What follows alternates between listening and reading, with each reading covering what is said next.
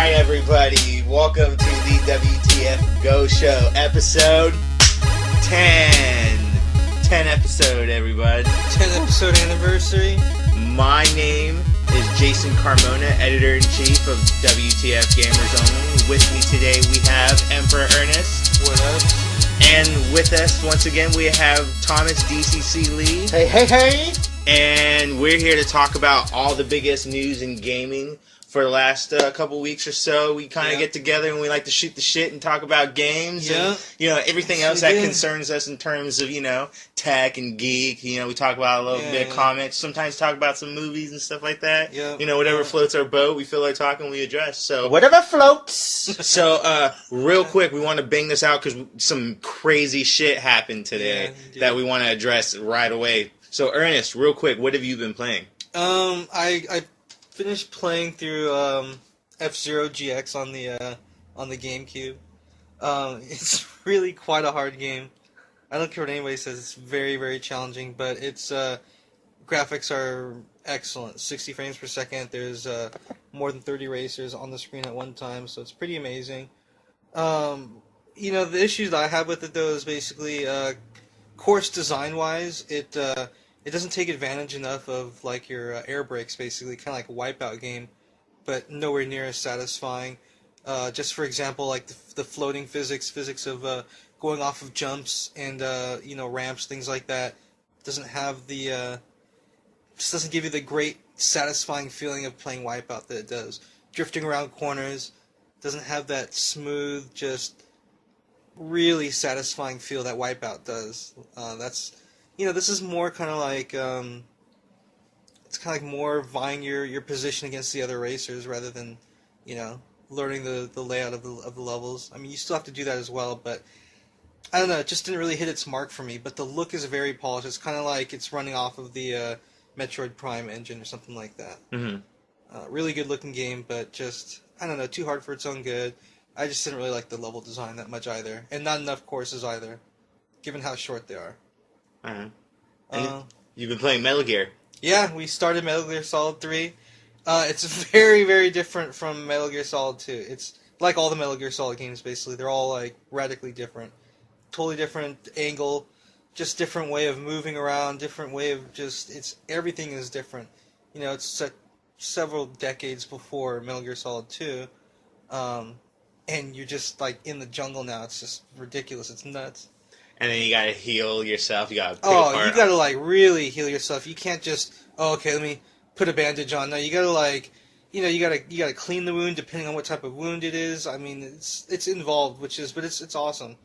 It's Metal Gear Solid, so it's really intuitive. Are you in the box still? Yeah, hiding. Yes, boop, boop. Dude. You have to have the box. If you don't have the box, it's almost in some ways not Metal Gear Solid. So I started that. I also started playing. I just started playing Odin Sphere, and it's regarded as a classic in some ways, but there's a lot of people who really don't care for it. I can definitely see their point. Overall, I'm kind of in the middle, but I'm definitely enjoying what I've played so far. It's a different type. It's an action game for sure, but it's a different type of action game. It's more deliberate, more. It's like real-time strategy based more than it would seem. You've got like phosons that you've got to collect to power up. You have a stamina meter, so if you get too slash heavy, you'll get stunned and you'll get absolutely demolished if that happens to you. So you have to balance that out. You got to farm your own healing supplies, which is good, but you don't always have a good opportunity to do that when you've got a lot of enemies coming at you. Mm-hmm. It's pretty challenging. I haven't had too much trouble so far, but I can tell early on that this is definitely going to get really hard. And apparently, it's a very long game, but the artwork is really good. It's kind of weird looking. I don't think the animation matches the quality and the size of the art pieces, but the artwork it's still really nice looking. It's very colorful. The music's really good actually too. Nothing super great, but definitely pleasant. All right. So that's Odin Sphere so far. Thomas, what have you been playing recently? Well, football's upon us, so with that comes for me fantasy football. And so I just recently had my draft.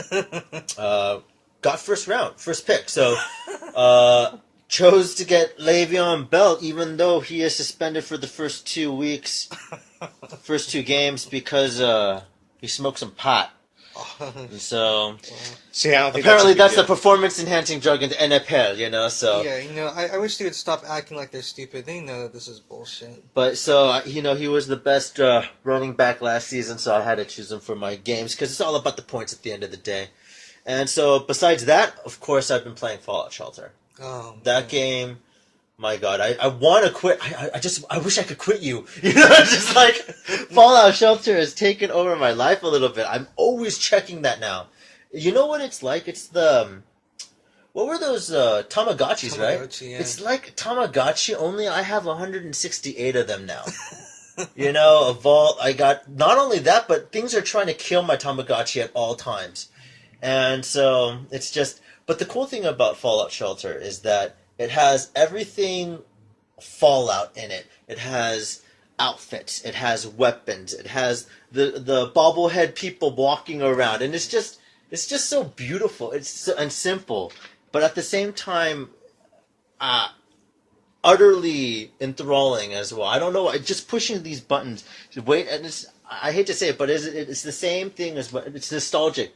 Like it reminds me of having a Tamagotchi, and I think that's the main thing for it. It's like Bethesda has really created the best free companion game to Fallout 4. It's not Fallout 4, but it just tells you a little bit about that world, you know, and it just shows you a little bit about it. And if you've played Fallout 3, of course you're going to love Fallout Shelter. I guarantee that anybody who's played Fallout and doesn't like this game is not a true fan of Fallout. I'm going to say it right now. I'm going to call you out right now. If you don't like it, of course, hit us up. Hit us up and tell me I'm wrong. Tell me I'm wrong. Oh, the artwork, whatever, just bring it.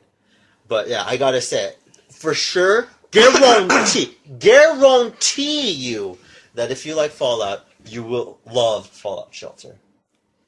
So if you don't play Fallout Shelter, don't call yourself a Fallout fan. Strong words. But because it's a free game. It's not like the Pip-Boy. You know, like the real life Pip-Boy. Like, come on. Oh man. The people who have that are sons of bitches because they're like, oh, you don't have the Pip-Boy? You'll never get one. I'm like, yeah, I know. Thanks for letting me know about that. I've been playing only one game, pretty much. You've been helping me with Metal Gear Solid. Yeah, so I've been helping you with Metal Gear Solid, and I actually no. You know what? There's hold on a second. Actually, I take that back. I was playing for the most part Metal Gear Solid 4 because I haven't beaten that game.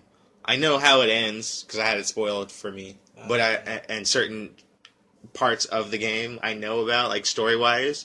But I've never sat and played and beat the game before. So I'm going back and finally like sitting down and really playing it. You know what I mean? I just barely beat Act 1, which is Liquid Sun. That's not a spoiler. It's just the title of the first chapter. So I've just passed that, and it's very interesting. I'd seen it before, so. That part I had played up to the end of the first act before, so I was just catching up because I playing on a new save, new hard drive. I didn't have the previous save. So besides that, I was kind of clearing out my Vita from all the freebie games that I've developed over the last 9 months or so, you know, and just making up, just trying to draw space because between Final Fantasy VII. Which is a gig and a half, probably hard of memory stick space. My memory stick's only like 16 gigs, you know, so I don't have that much space. And like they keep giving you free games for PSN, so it's like I'm running out of space, and I'm like I was deleting all the demos and going through all the games that I thought were kind of cheesy, and I stumbled across one called Monster Bag that my daughter loves. I showed it to her the other day, and she loved it almost as much as the Unfinished Swan, and it has a very like cartoony look to it. Basically, you control this little like monster that hops from person to person, right? And it has to hide out of sight from the next person. You have to hop to the little girl at the end of the line, who's your companion, your friend. And so, as you go through each person can have an obstacle.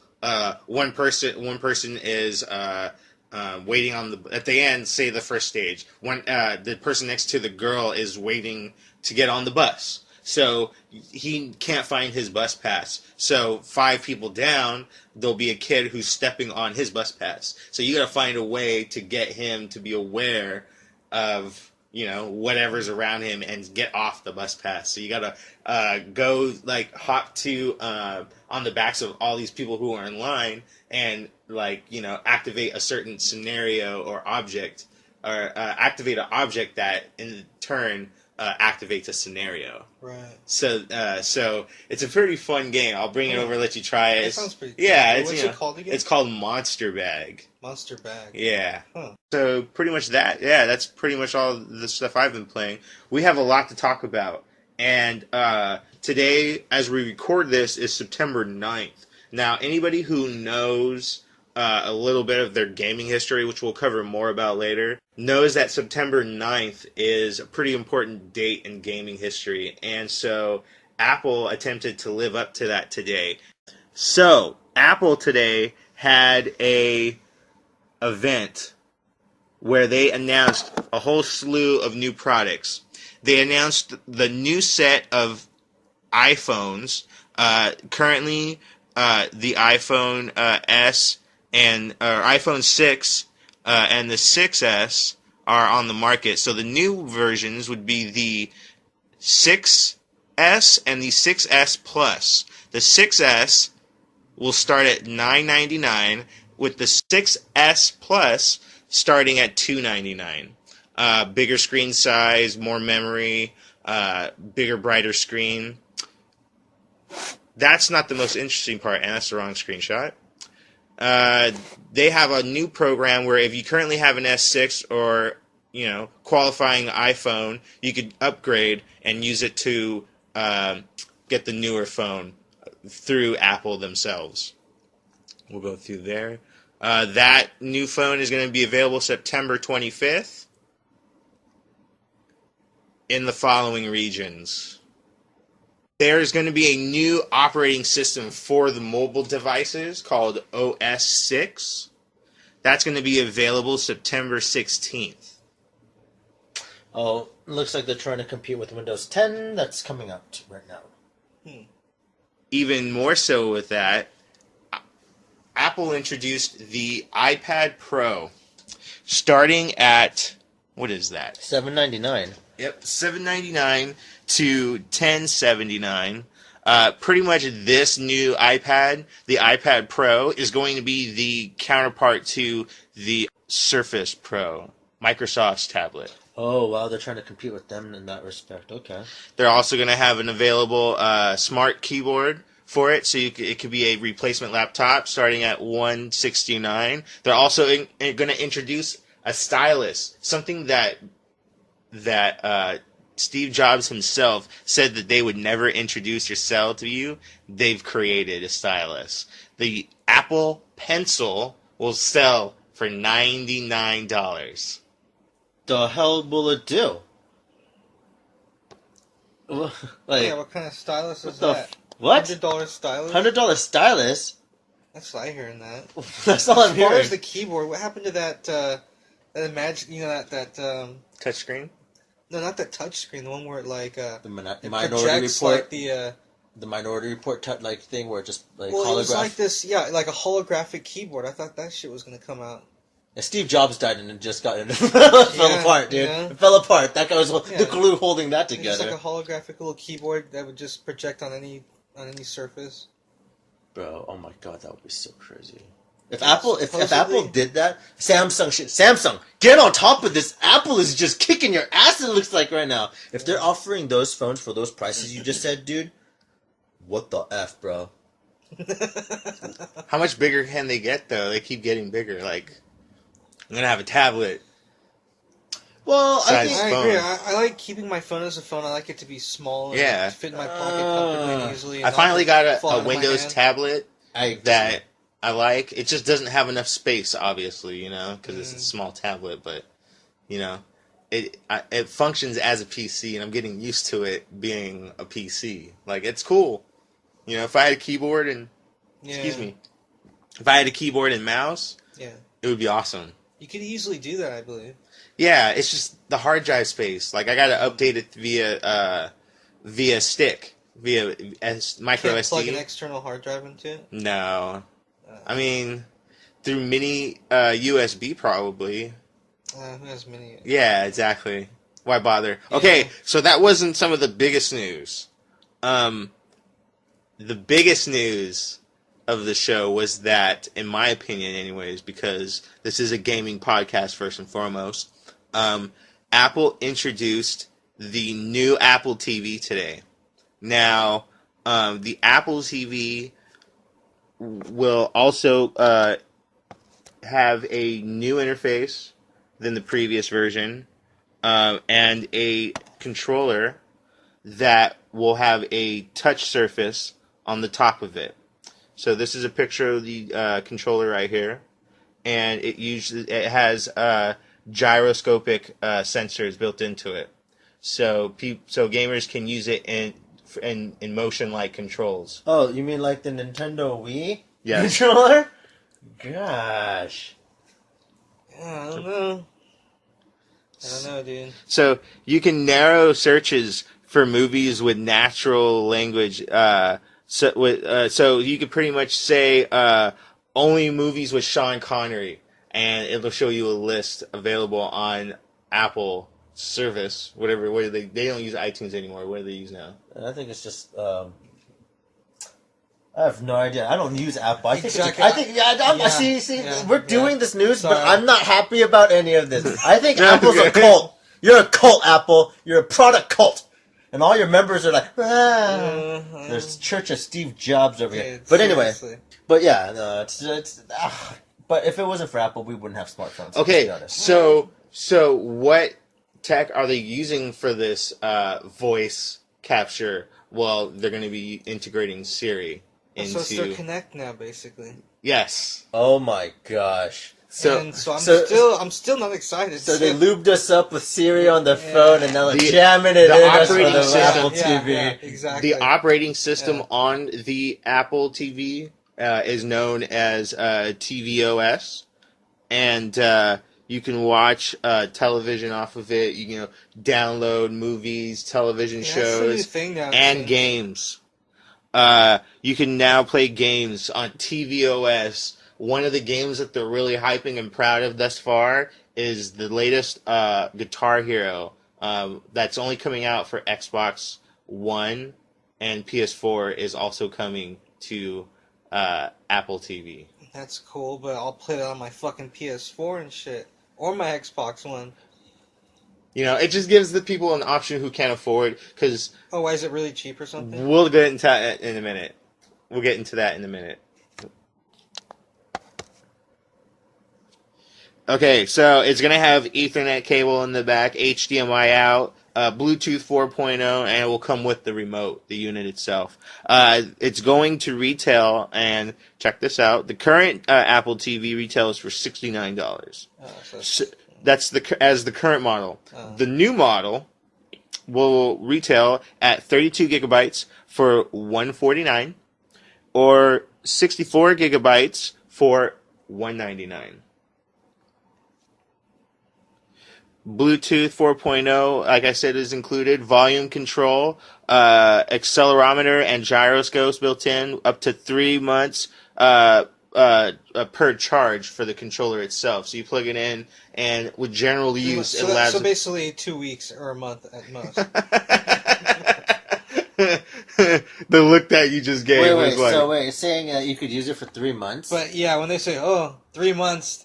In practical terms, that really means like a month, probably. And if they're trying to push you using this it's for like, games, it's like a day or two. Oh yeah, right. Of course, it's gonna last that much if you just use it a remote. Yeah, and if you're like have the image all dimmed and like no volume, all that stuff. So, like I said, $149 for the 32. For the 64 gigabyte, it's $199. And that's a smart price. The developer beta developer beta operating system to develop games on tvOS is available today. And the system itself will be coming in late October. So, with that being said, Ernest, Yeah. what do you think about the Apple TV moving into the gaming sphere?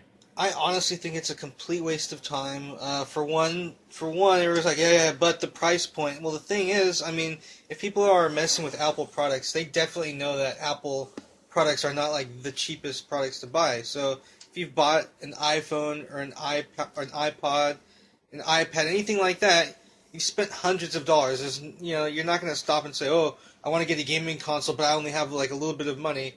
No, if you've already spent all that money on Apple products, and you can spend money for a console, and consoles are not that expensive. I mean, $300-400.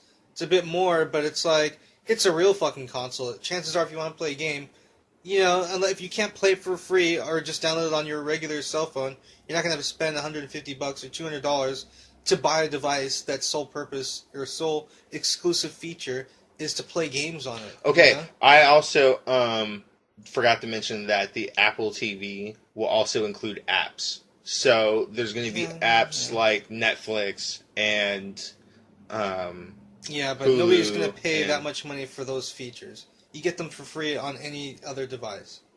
You wouldn't need to go out of your way to buy this device. Unless you already have Apple TV or you're going to get Apple TV. Maybe for the hell of it, but even if I had it, like, I probably wouldn't waste my time playing games on that format.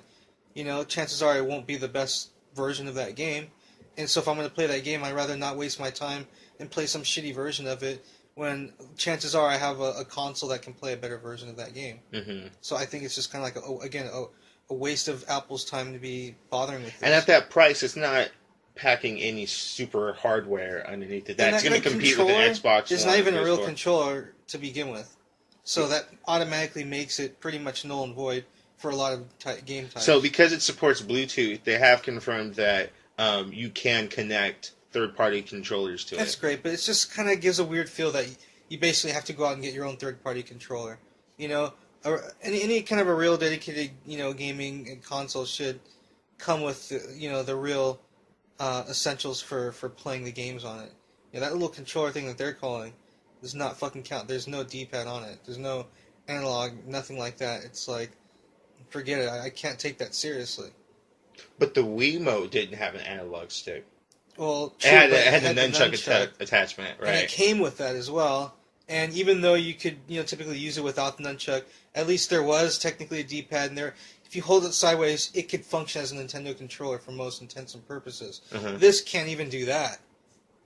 And then they're also touting their features, like, voice command and motion control and all that stuff. It's like, what are you fucking talking about? Like, we've had this technology for, like, a long time now. Like, this is nothing fucking new. This is, in fact, a feature that, a lot of people overall, don't really care for in games. Yeah. And so this is, like, the fact that Apple is, like, touting that and getting cheers for that as a strong point of this venture is kind of like, I definitely do not have confidence at all in this direction. Thomas? Yeah, again, for me, I respect Apple for what they did. They really allowed us to have what we have today when it comes to smartphones, tablets even. The whole idea of having touch screens and all that stuff, kudos. But what Apple's trying to do right now with Apple TV, if they're trying to just get into the Fire Stick and whatever Roku market, that's cool. Do your app, show your Netflix, show your television shows, do whatever you need to do with that. Play your music. But if you're coming into the gaming, genre and, that territory, you have to understand, for me, I don't like downloadable games. Like Ernest, I do like, if I'm going to get a game, I want a physical copy of it. This Apple is pushing a totally, fully, only digital download of games. That's true. Yep. So it's not like, you have a disc or anything. So if that irks you, well, check.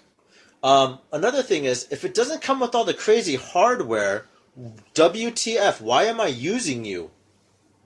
Like you said, there's a PlayStation 4 right here. Yeah. Yes, I have to pay $200 more for it, but I could use all the apps that I can do on your Apple TV. Not only that, buy physical copies of the games that I want and play it on a machine that was sole purpose for existence is to play the shit out of my fucking games. Yeah. Mm-hmm. Apple TV is trying to do a lot of things where they're trying to just get their name in there. They're just trying to get in there a little bit with their feet. And what they're going to do is they're going to lose a lot of money on this, but they'll learn. Like you say, if you want to come into games, come full bore. Do you think Microsoft half-assed it with Xbox? No. They came in full bore with Xbox. And still had to struggle. And still had to struggle and have Xbox 360 learning all the mistakes they made from Xbox. With Apple TV, that's what's happening right here.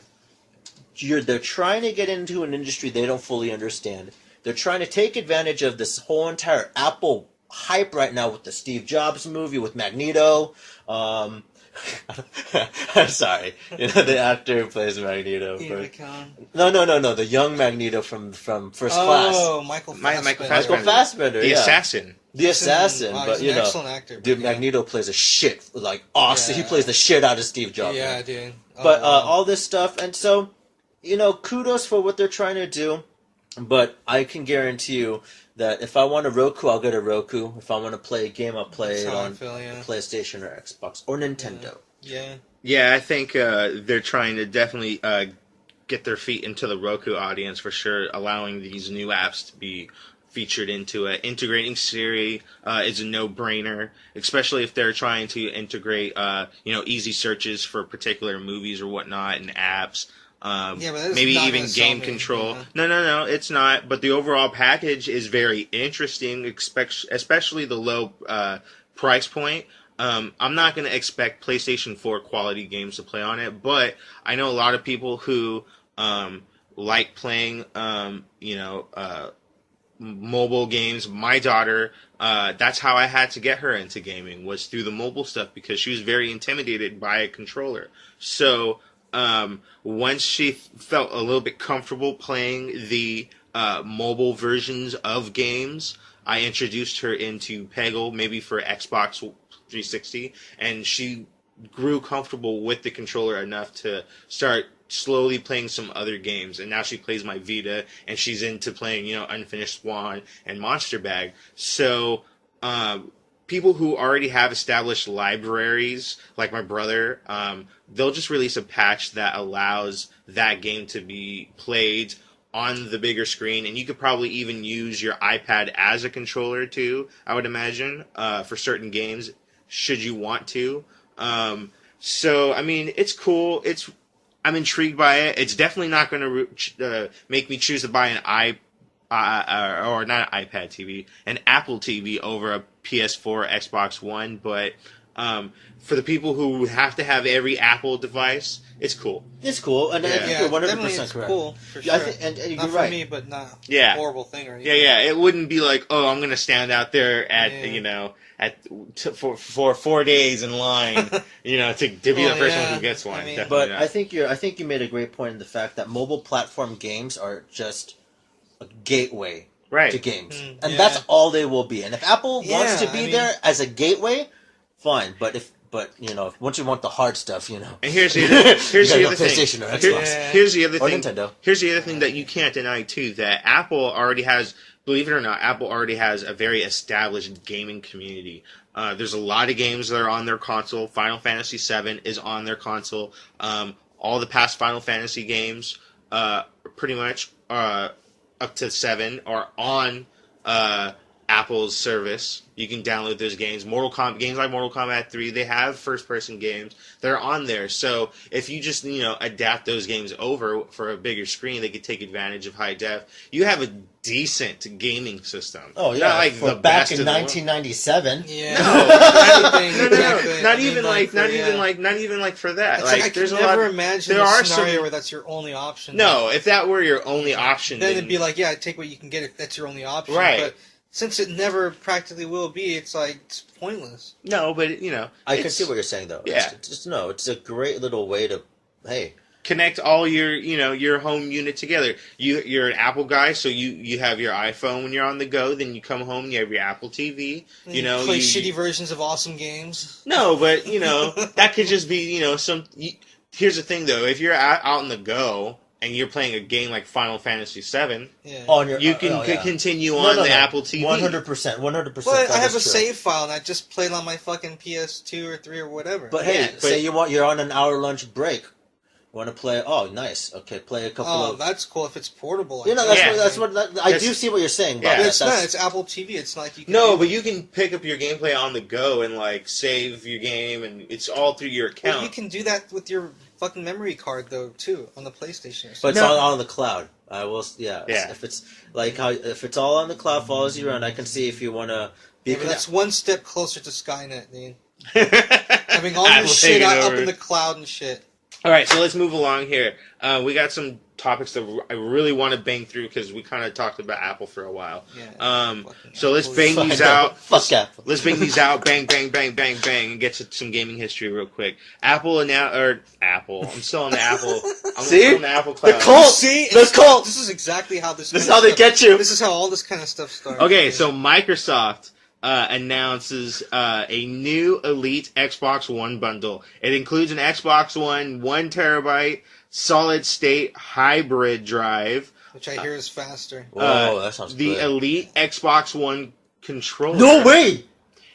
And the console itself is said to be an upgrade from the original build, 20% faster.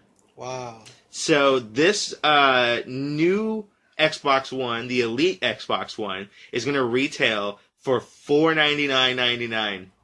And it's going to be available November 3rd exclusively at GameStop and at the Microsoft Store. Amazon has a listing on their website showing December 1st that they'll receive it. But so I imagine that once it launches, it'll be a timed exclusive at first.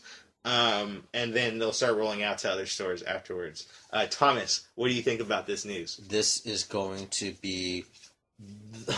Finally, Microsoft, thank you for listening to community. It's one of these things where, hey, the PlayStation 4 is winning. It's won.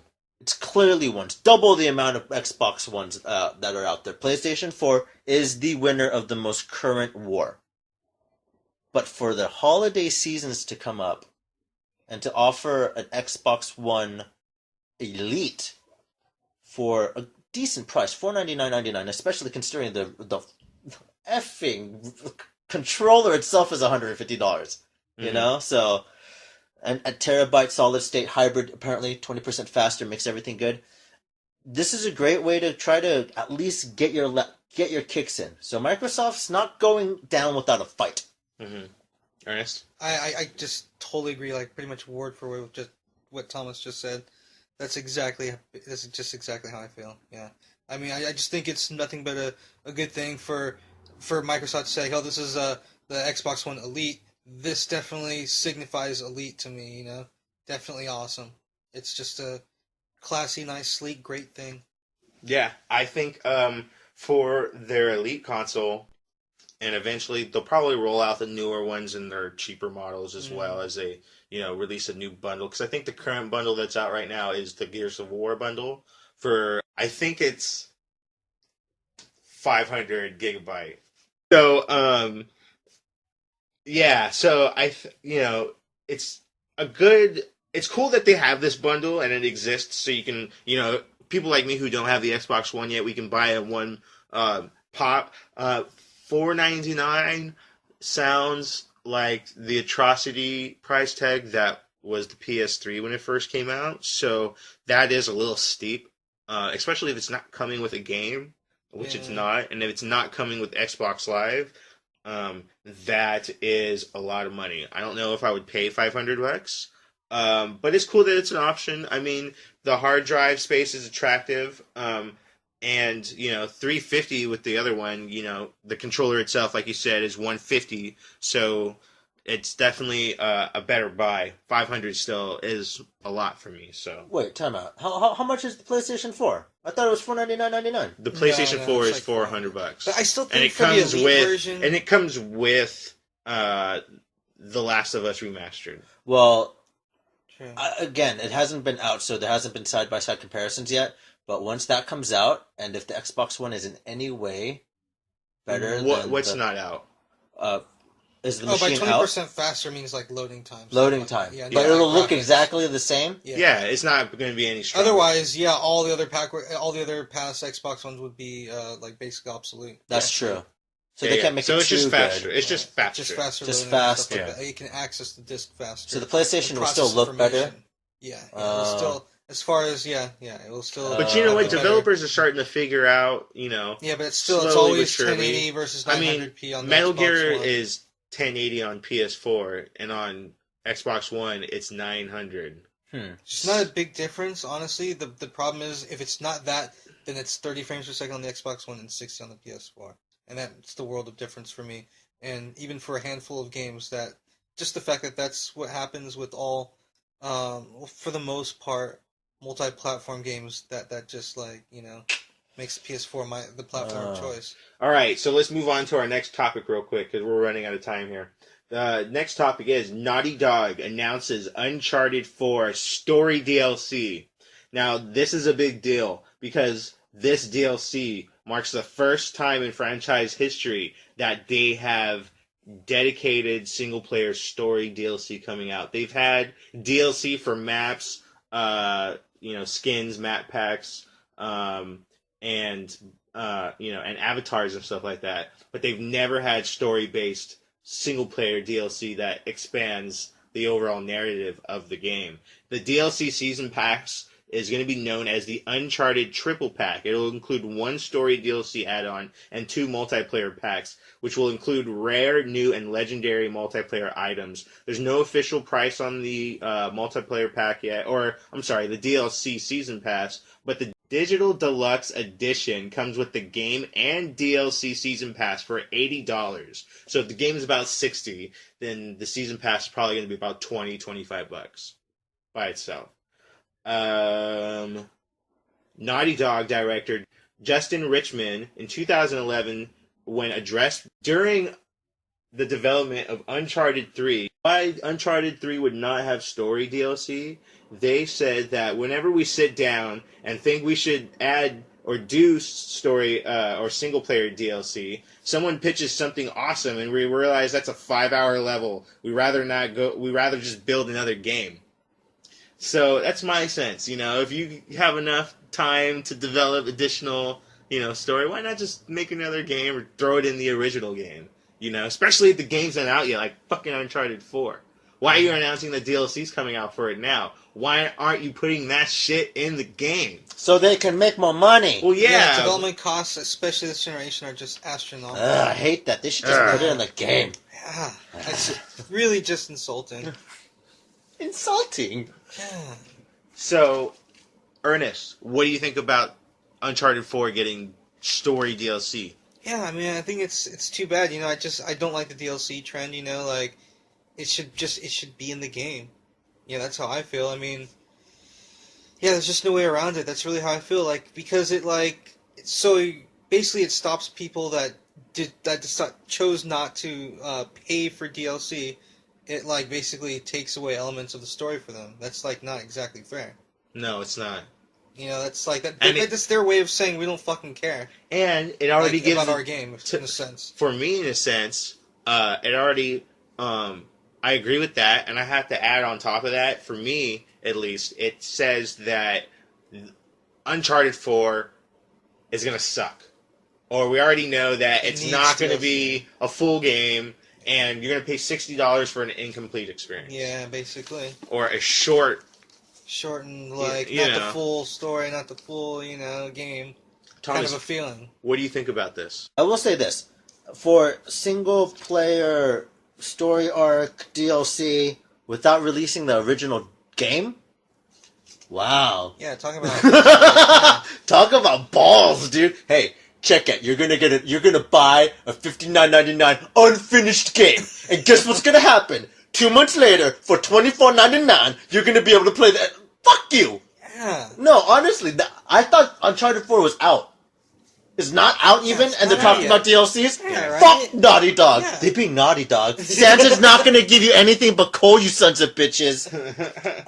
But hey, it's pretty cool that, like, I do agree that they found a story that's not gonna be a next story, but they thought that it was good enough to be a DLC.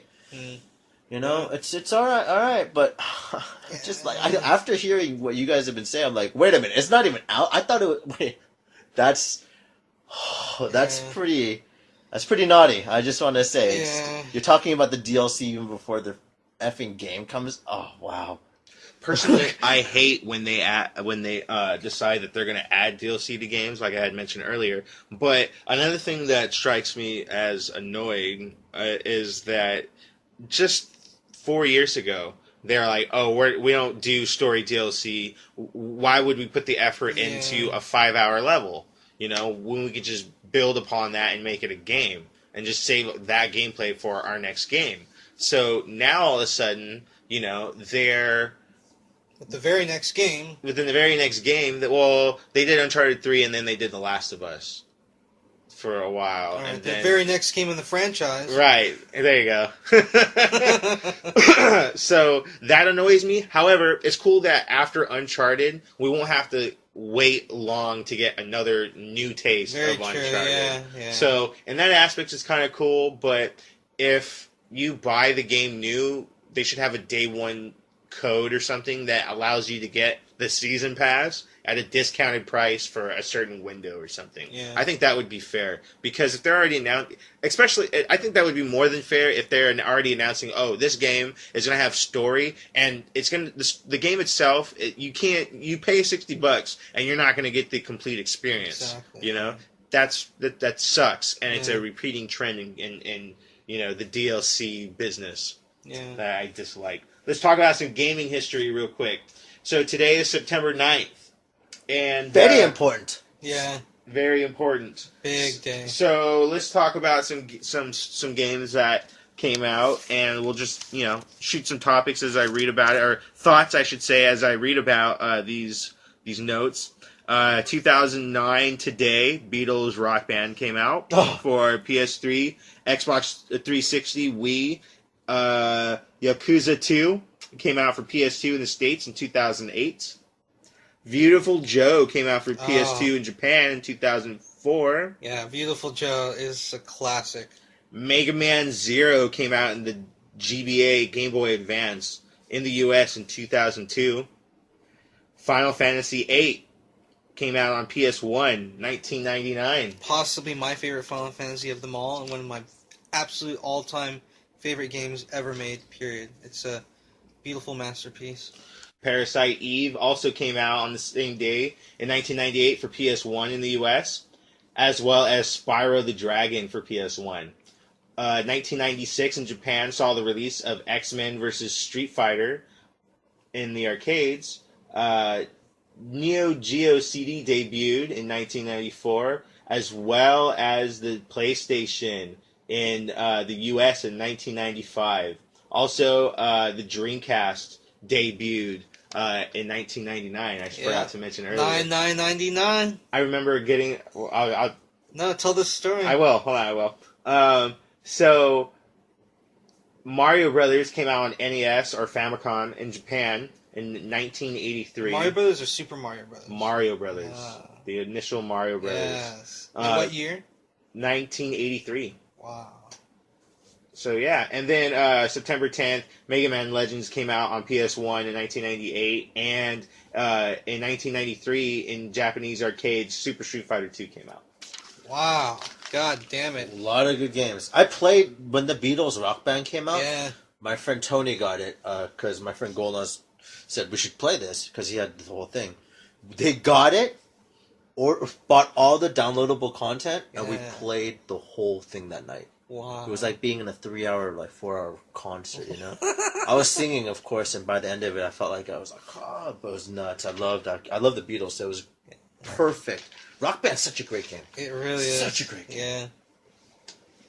Any standouts for you, Ernest? That second to last one. Besides the consoles. Oh, I remember getting up Dreamcast extra early.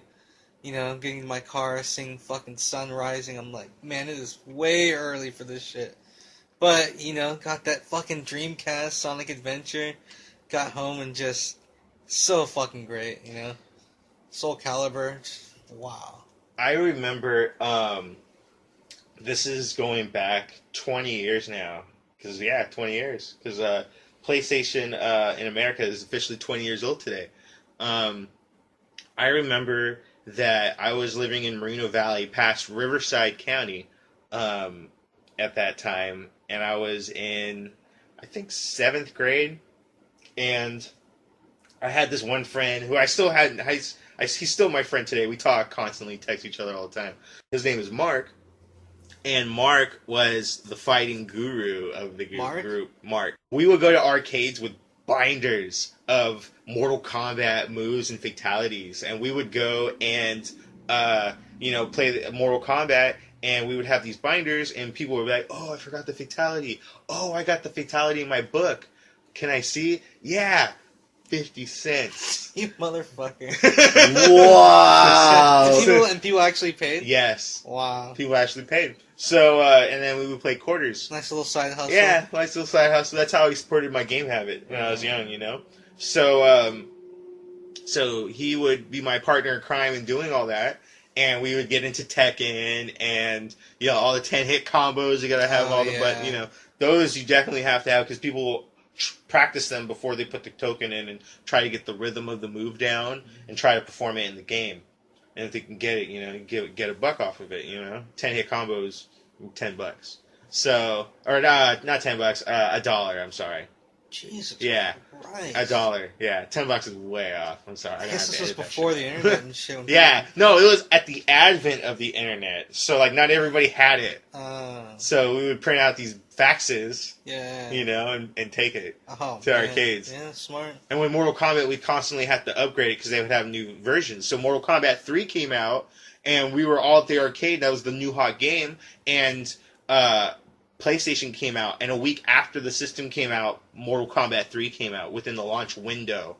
And it was the latest and the last version of the arcade run on that. So we would practice at home playing Mortal Kombat at his house, and we would go to the arcades and smash on people. So that was, and then with Dreamcast, real quick, I remember getting Dreamcast during the launch window. I say launch window because I actually got my Dreamcast before 9/9/99. It came out on September 9th, 1999, but I got mine in August at the end of towards the middle of August, end of August, around August 20 something, because my dad had pre-ordered it for me not at Software Etc., but at this mom and pop gaming shop. I think it was Games for Less.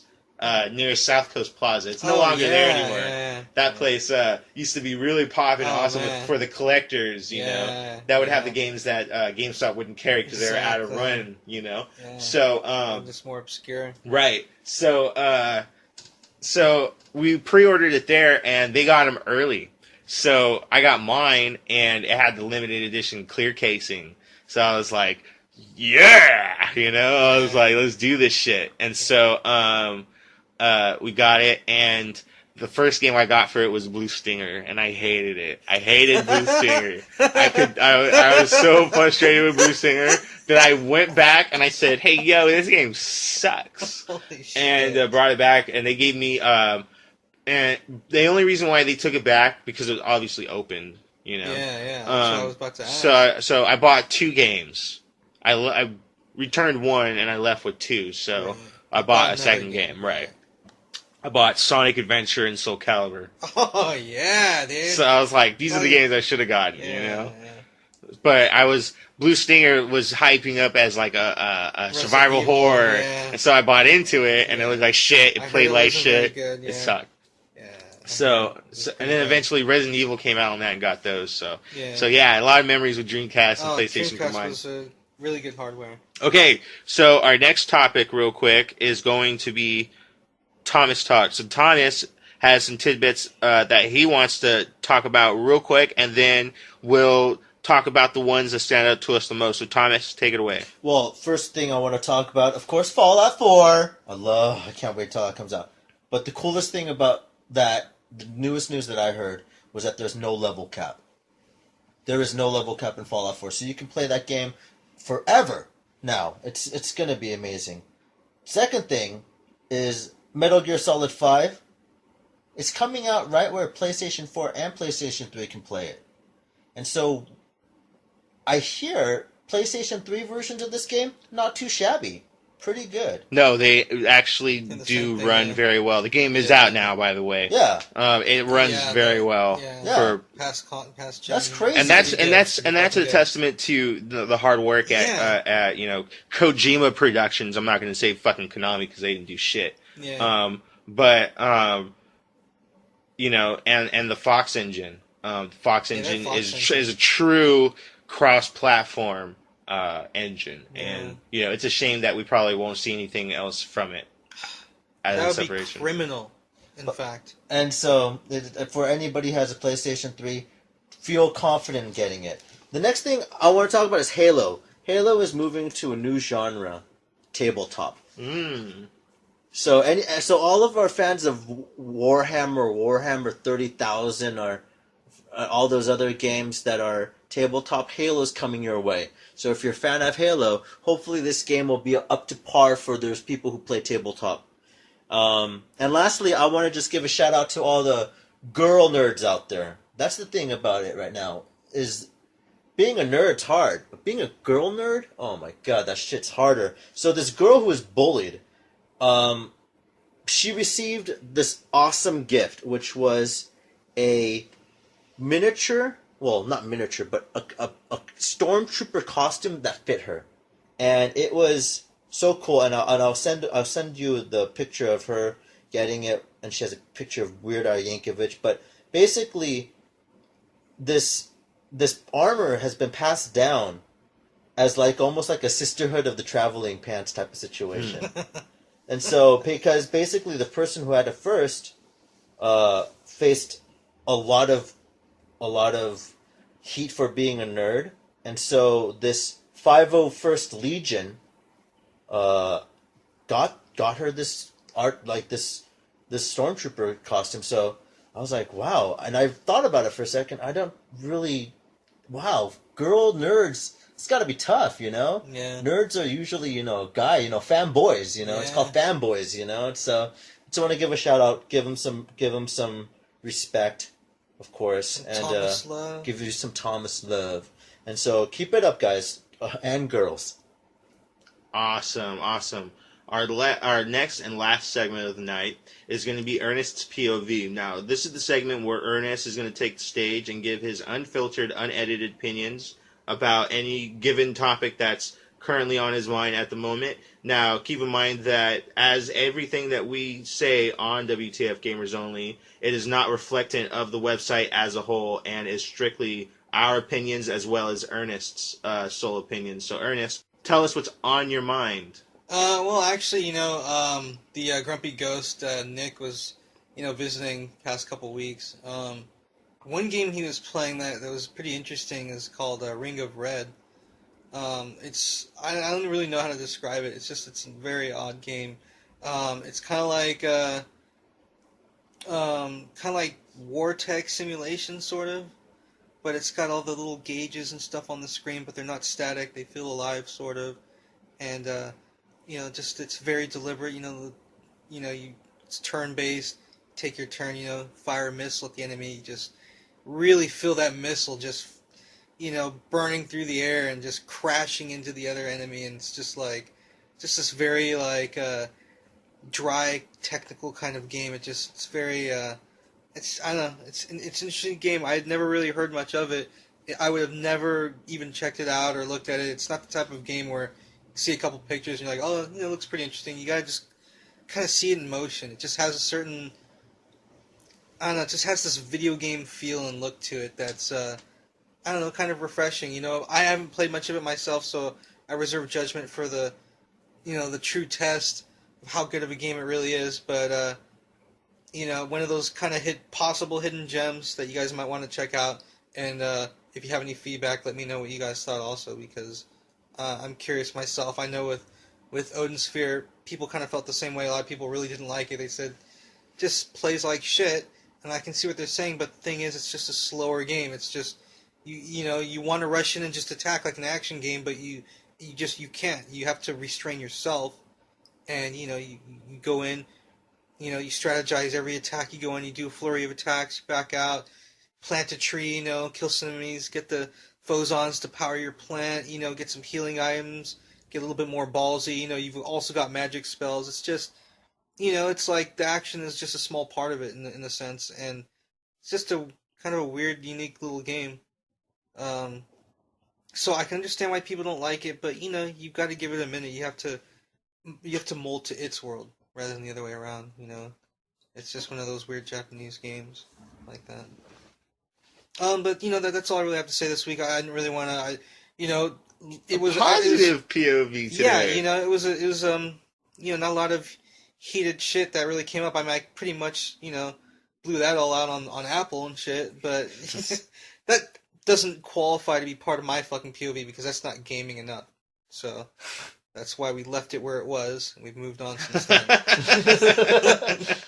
Your disdain for Apple stayed in the Apple category. Right. All right. Well, thank you very much, Ernest. I truly appreciate it. Well, there was one small topic that I did skip that I didn't think we were going to have enough time for, but we could talk about it real quick. It's episode 10 after all. Yes, it is episode 10. So we're going to get one extra bonus topic that probably may or may not be in the menu screen. We'll see. Basically, Machinima is accused of deceiving customers with paid-for Xbox One videos and ads. Basically, the FTC, for those that aren't smart with their acronyms, that's the Federal Trade Commission, boys and girls, decreed that the YouTube channel, accused the YouTube channel, I should say, of publishing positive videos and reviews about Xbox One and certain games without disclosing that they were paid to do so. By Microsoft. Oh, By snaps. Machinima. So Machinima is basically getting paid? By Microsoft. No, Machinima is paying their influence. So Machinima apparently paid influencers $1 for every 1,000 views per positive video, up to $25K. The settlement was that Machinima and influencers must disclose paid reviews. Microsoft said it complied with FTC regulations regarding sponsored programs and payments and stuff like that. So they've been complying with the FTC, and they've in return have said good things about Microsoft and their system. So Ernest, what do you think about this development with the FTC? And I think it gives all gaming journalism a bad name because now everything and everybody's under the microscope once again. And it also just cheapens, what gaming journalists do. If you can call them game journalists or what have you. Something like this, starts making you think, well, that was a big company. What about, other big organizations, like IGN or GameStop or GameSpot? Both of them, either or, Game Informer is tied to GameStop, so that who knows what the fuck's going on there. They could be being bought by anybody. Right. GameStop can be paying Game Informer to say something positive about a game that they really want to sell a lot of copies of. GameStop owns them, and we know what a horrible company they are. It's definitely in no way beyond them. Right. So there's definitely influence. Yeah. So it creates more public awareness of it, which tarnishes the overall image of gaming journalism in general. Just a black eye. Yeah, which is bad because print is just horribly dead anyway. This does not help things. I can't remember the last issue of GameFan that came out. It's all European magazines now that are, basically carrying on the torch. Thomas? Oh, yeah. Oh, God, this is a disgrace. Honestly, because this is like finding out CNN or Fox has, we always know there's biases in all journalism. But to have it come out like this, like I said, it's like CNN or Fox coming out and being like, yeah, we're paying our reporters money, up to $25,000 more, by having them say better things about the Democratic Party or the Republican Party. And, yeah, exactly. the war between Xbox and PlayStation is no different than anything else. People draw the lines in the sand and be like, I'm a PlayStation or I'm an Xbox. And for an organization like Machinima, with so many views on their YouTube channel, the question, like you said, it questions what I've been watching from them. Do I go to them as a news source anymore? Do I go and try to see unbiased reviews? No. Like you say, it's a black eye, and it reflects poorly on people like us. Because what we try to do is we try to inform people, give our opinions without any bias. No one's paying our bills on this stuff. We both looked at Ernest right now. I'm biased on my own personal No, opinion. no, It's no. not swayed by Microsoft. Yeah, exactly. No, bias is no. But what I'm saying is, yeah, exactly. No one's paying us money to say any of this shit. Right. So yeah. And if they did, I tell you, one of our advertisers is so and so. Oh yeah, no, for sure. So that's what this new ruling now does. It makes it law now that, or not necessarily law, but it makes it. Their part of their settlement is that they now have to disclose whether they get paid or not in the future. If you flip through a magazine, it says, and you look at something that looks official, and you think it's part of the magazine, but it says advertisement. Yeah. It says advertisement. Yeah. Right. But they try to make it look like some stupid idiots are like, oh my god, this looks serious. I need to get really this pill. Do this. Yeah. It's just stupid. Yeah, this is a black eye for Machinima big time, and especially in their legitimacy, because I've always had not necessarily an issue, because I know people who are influencers with Machinima and have been on Machinima programming, and they do good for themselves. But when you go to like these trade events, they always say, for the most part, not until just recently with the TwitchCon and the TubeCon or whatever they had with all the YouTube guests or whatever.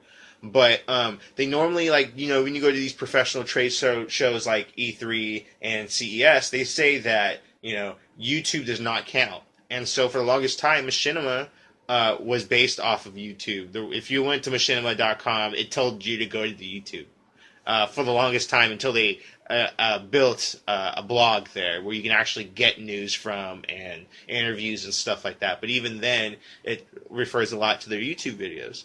So I was very frustrated in the industry, seeing that, a lot of these YouTubers are just getting in without having any true credentials. But, now that's the way it goes. That's the way the cookie crumbles. That's the way the cookie crumbles. So now they have these conventions for, these cons and influencers and stuff like that. But people have to keep in mind that Machinima is a company that doesn't have a lot of said journalists as much as they have just that influencers. And that needs to be recognized too, that the people that Machinima affiliate themselves with 99% of the time, or 90% of the time, they aren't journalists. They are influencers. People who make videos like we do, obviously with more views and more hits, more of an audience because they're part of Machinima. But and the brand name that they have is humongous. They're a ginormous brand. They're huge. Everyone knows who they are. But that doesn't mean that they can do practices like this. I think that to not disclose that they are paying influencers set amount to say good things about certain games, on top of their monetization that they make for that, Machinima gives them more money. So that's wrong. To make that there's no integrity in that. Oh, I would imagine Machinima's getting a lot of money. Yeah, they're getting a kickdown too because they're part of their network, so they get a cut of the royalty. That's how they're getting so big from all their viewers. They sponsor them, and in turn, they get a cut of their. Yeah, which is how they're able to keep their ad revenue, their reach broad. It's how the monster keeps itself alive. Exactly. All right, so that's going to wrap up our episode 10. Special seasonal episode 10. Episode 10! As we head into fall. We want to thank everybody that has tuned in and followed us thus far and listened to all 10 episodes. I know sometimes we can ramble on for a really long time about certain things, but we're really just that passionate about, said topics and just gaming in general, where we'll actually just sit around for a good hour, hour and a half, and just talk shit about things that we don't like that's happening in the world of gaming. And, I thought it would just be a great idea to say, hey, why don't we just sit around like we do all the time and just record this shit every once in a while. So I want to thank Ernest and Thomas for joining me for these podcasts. And it really means a lot to me, you guys. Well, thanks for having us, man. Spend the time to sit with me and shoot the shit like we always do. It really means a lot. Well, thank you, man. Yeah, man. And also, really quick, I want to thank my friend Scott Hutter. Not only does he help me get the news that I deliver here, but he also promotes us and forwards us and posts us up online and stuff. So I thank him for the support. Thank you very much. And, keep on listening, brother. Cool. So with that being said, Ernest, where can people find you online?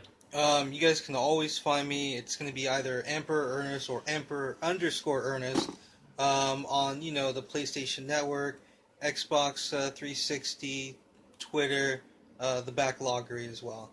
Thomas, where can people find you online? People can hit me up on Twitter at ThomasDCC People can find me online on Twitter, Instagram, PSN, and Steam at MosesIVVIOC. You can also find me on Xbox Live at MosesXIVVIXOC. You can also follow us, WTF Gamers Only, at WTFGamersOnly.com on Twitter, Instagram, Facebook, Tumblr, and also at WTFGamersOnly.com. You can follow our blog. I want to thank everybody who's contributed on the blog as well and has run the site. We have some awesome editors. Daniel is doing a great job. Jarrell. We have some awesome writing staff. They keep the chat boards, the private editor chat boards, just busy nonstop, and I want to thank them for their time and contributions as well. So that's going to be an end for episode 10. Also, check out the YouTube channel as well, youtube.com/WTF Gamers Only. That's going to be the end of episode 10. I want to thank everybody for joining us, and that's going to be a wrap. Thank you very much. Game on. Game on, guys.